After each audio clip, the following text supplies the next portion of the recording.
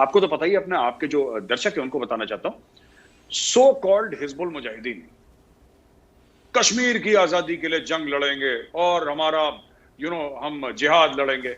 उसके पांचों के पांच बेटे सैयद सलाउद्दीन के जम्मू और कश्मीर की सरकारी नौकरी कर रहे हैं, 4 बच्चे, एक का semi private semi government type का जॉब है, बाकी तो they are working for the government.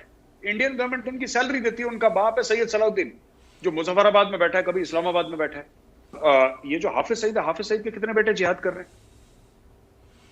इन सबके बच्चों की लाइन है, क्योंकि इनकी बीवियां भी बड़ी हैं, तो इनके बच्चों की लाइन है।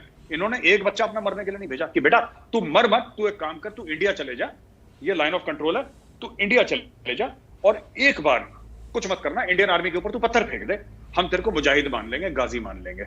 नहीं करते। इनके बच्चे लाहौर में, इस्लामाबाद में पढ़ रहे हैं, विदेशों में पढ़, बकवास करते हैं सर, और क्या, और कोई वर्ड है नहीं। जाहिल लोग हैं, अनपढ़ हैं, इनको पता ही नहीं इंडिया की क्या पॉलिसी है, तो कुछ भी ये अपने फटे मारते रहते हैं लोग। साफ सीधी बात है सर कि लड़ाई पैलेस्टीन और इजराइल के बीच में नहीं हो रही है। लड़ाई जो है इजराइल और हमास के बीच में है। Hamas is a terror outfit number 1। India को करना चाहिए कि इमीडिएटली अपनी तरफ से बोलते कि we consider Hamas to be a terror outfit, पहली चीज। दूसरी चीज ये है सर कि मैं आपको बताता हूं ताहिर साहब, इसमें सिंपल सी बात है। देखिए, इजराइल ने हमारी तब मदद करी जब हम इजराइल को रिकॉग्नाइज नहीं करते थे। हमने इजराइल को क्यों नहीं रिकॉग्नाइज करा, इसके पीछे भी स्टोरी है जो कि बड़ी इंटरेस्टिंग स्टोरी है। ठीक है, 1971 में इजराइल का हमारे पास एम्बेसी नहीं था, हमारा इजराइल के पास एम्बेसी नहीं था, लेकिन जब पाकिस्तान के साथ लड़ाई हुई इजराइल ने हमें सपोर्ट करा। 1999 कारगिल वॉर में जो लेजर गाइडेड बॉम्ब्स थे, राइट, वो पूरी टेक्नोलॉजी हमने इजराइल से ली थी, तब इजराइल ने हमें सपोर्ट करा। जो बालाकोट में हमने एयर स्ट्राइक्स करी थी, स्पाइस 2000 के जो बॉम्ब्स थे, वो ताहिर साहब हमें इजराइल ने दिए थे बॉम्ब्स। कई चीजों में इजराइल ने हमें, आप ड्रिप इरिगेशन की बात कर लीजिए एग्रीकल्चर में, और काफी और चीजें हैं, डिसैलिनेशन प्लांट्स की बात कर लीजिए, इजराइल ने ऐसी बातें, Israel is been sharing technology with India and Israel is helped India. मैं हेल्प क्यों बोल रहा हूं, उसने फ्री में नहीं दिए, उसने फ्री में नहीं दिए, इजराइल ने पैसे जरूर लिए हैं, लेकिन सबसे बड़ी बात यह है कि उस समय 1971 में इंडिया के ऊपर अमेरिका का एम्बार्गो था, और इजराइल का सबसे बड़ा सपोर्टर कौन है? अमेरिका। गोल्डा मेयर ने उस चीज को तोड़ के भारत को वेपन सप्लाई करे। ठीक है, हम लोग करते हैं इफ और बट कि ये भी हो जाए वो भी हो जाए। तो ये बात अब ये लोगों को समझ में आने लगा है कि हमारा जो हितैषी है इजराइल है, क्योंकि जब हम फंसे थे तो एक मुल्क हमारे साथ खड़ा रहा था, चाहे हमने उसको रिकॉग्नाइज करा नहीं करा। कुछ ऐसी दोस्तियां होती हैं ना, बहुत कम होती हैं देशों में, ऐसी दोस्तियां बहुत कम होती हैं, क्योंकि देश तो मफाद के लिए काम करते हैं, मुल्क मफाद पे चलते हैं। पर ऐसी दोस्ती है कि मतलब इंडिया ने बोल दिया तो आंख बंद करके, जिसको कहते हैं कि अंधा भरोसा, अंधी यारी, कि चलो यार तुमने बोल दिया, डन।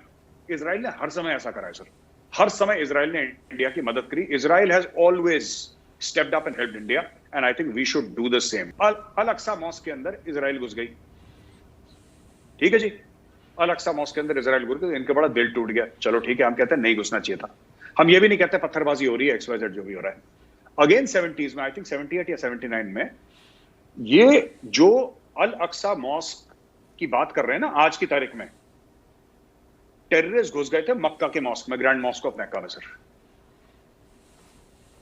आपको पता है सऊदी अरब ने क्या करा? सऊदी अरब ने अपनी स्पेशल फोर्स ली, पाकिस्तान की स्पेशल फोर्स ली, और फ्रांस की स्पेशल फोर्स ली। फ्रांस जिसको काफिर मानते हैं क्योंकि गैर मुसलमान है। ये लोग जूते पहन के काबा के अंदर घुसे थे, ये लोग जूते पहन के मक्का का जो मेन मस्जिद है, ये तो कह रहे हैं ना अल अक्सा नंबर 3 पे है, मक्का और मदीना के बाद नंबर 3। अरे तुमने तो नंबर 1 के अंदर घुसा दिया, उसके अंदर बम सर, दीवारें टूटी हैं वहां पे मॉस्क की, एक्सप्लोजिव से गोलियां चली हैं मॉस्क के अंदर। ये किरदार है। पाकिस्तान ने खुद के मॉस्क के ऊपर, मक्का जहां पे मोहम्मद साहब का जन्म हुआ था, हजरत मोहम्मद साहब का जन्म हुआ था, वहां पे इन्होंने तो अटैक कर दिया साहब, और दुनिया को कहते हैं यार फिलिस्तीनी पुलिस घुस गई अल अक्सा मॉस्क के अंदर। ये इतना झूठ बोलते हैं सबके सामने, खुला सबके सामने झूठ बोलते हैं, क्योंकि लोगों को कभी पढ़ाया नहीं ना इनका क्या किरदार है। कभी लोगों को नहीं बताया कि वो पाकिस्तानी फौज, जिसको ये लोग समझते हैं कि हमारे रहनुमा हैं और हमारे लीडर हैं और हमें रास्ता दिखाएंगे और हमारे मुहाफिज हैं, ये इनका असली में किरदार क्या रहा है ये कभी नहीं बताते। तो ये सब ये लोग कर चुके हैं। तो मैं तो इनकी जो भी बातें, मैं इनको एक्सपोज करता रहता हूं विद प्रॉपर प्रूफ। मैं सर इनको एक्सपोज करता रहता हूं कि तुम लोगों ने ये करा है, और अब तुम पैलेस्टीनियंस के तुम हितैषी बन रहे हो और बोल रहे हो पैलेस्टीनियंस का बड़ा दर्द है, तुम्हें कोई दर्द नहीं है, तुम झूठे हो, तुम तो कातिल हो पैलेस्टीनियंस के।